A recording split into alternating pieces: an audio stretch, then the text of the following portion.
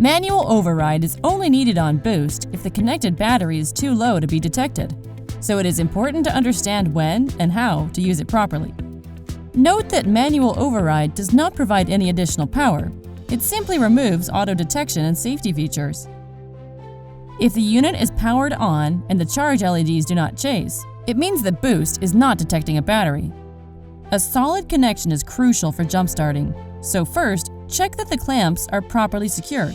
A bad connection could be causing the problem.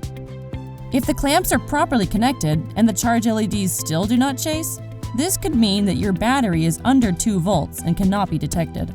In this case, manual override is required to jump-start the vehicle.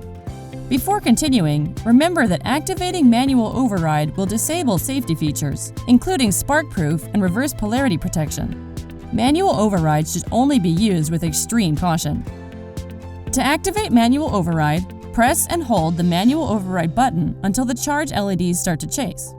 The charge LEDs will chase, indicating Boost is ready to jumpstart. Start the vehicle.